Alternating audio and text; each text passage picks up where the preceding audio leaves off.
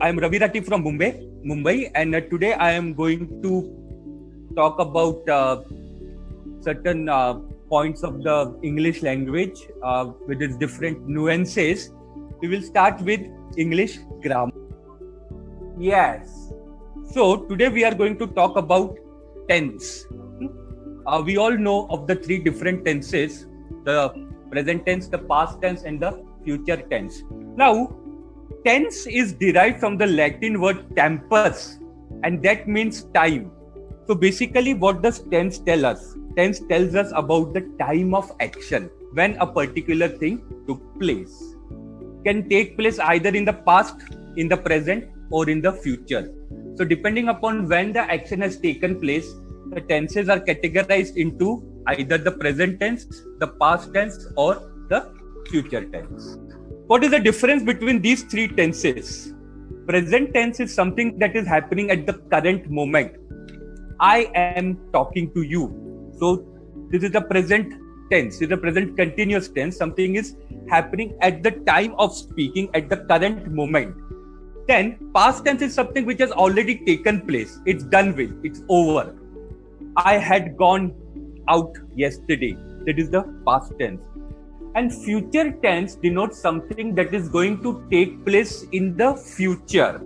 So we can say that what happened yesterday was history. What is going to happen in the future is a mystery. Now, present tense. So when do we use the simple present tense? In every tense, we have got the simple tense, we have got perfect, we have got continuous tense, and the perfect continuous tense. Now, simple present tense is used to indicate habits and routines, something that is done habitually. I drink tea every morning. He enjoys a good sleep. He wakes up early in the morning. So these all sentences, if you see, tend to talk of something which is somebody's routine, somebody's habitual action, somebody does that thing regularly. To say that, we use the simple present tense. Then to say some universal truths or universal facts. Now, what is universal truth or universal fact? Something that remains the same throughout the length and breadth of the world. Wherever you go, that thing will be applicable.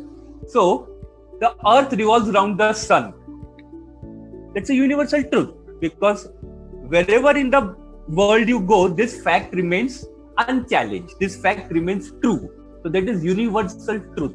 Water boils at 100 degrees Celsius. So most of the scientific facts, they are said in the simple present tense because they are universal truth. They are applicable. They are not customized to one place. They are applicable everywhere.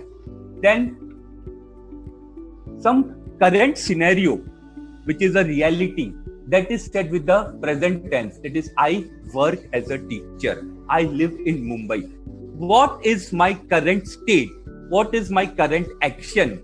So something that is a part of your life in the present tense, that is used in the simple present tense. Like, I work as a teacher.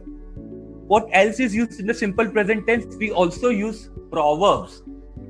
Proverbs are sayings that reflect the wisdom of the people throughout the ages. So old is gold. It is said in the simple present tense. Necessity is the mother of invention. Again, it is said in the simple present tense. We have the present continuous tense. When we want to express something which is going on at the time of speaking, we use the present continuous tense. I am playing tennis. What does that mean?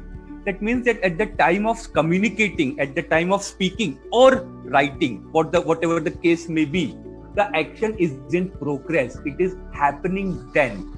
So, for simple present tense, the formula is S plus V1 plus object. Subject plus V1. V1 is the base form of the verb plus object.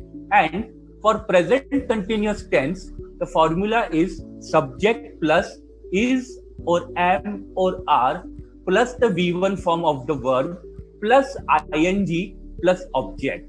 Now, When do we use is, am, and are? With he, she, and it, we use is. With I, you use am. And with you are, they are, we are. So, he is playing tennis. So, subject plus is plus play, the base form of the verb plus ing plus object, tennis. I am working hard. So, I plus am plus base form of the verb work, which is work, plus ing plus hard. Hard is not the object here. Then they are arriving now. So they are in the process of coming. They, with they you use are, arrive, the base form of the verb, plus ing plus o. Now, present continuous tense, sometimes you cannot use for certain verbs. Like, I am wanting ice cream. Sounds pretty odd. Instead, you simply say, I want ice cream. Or, I love you instead of I am loving you. So, certain words which are verbs which are not used in the present continuous tense, hear, smell, want, love, hate.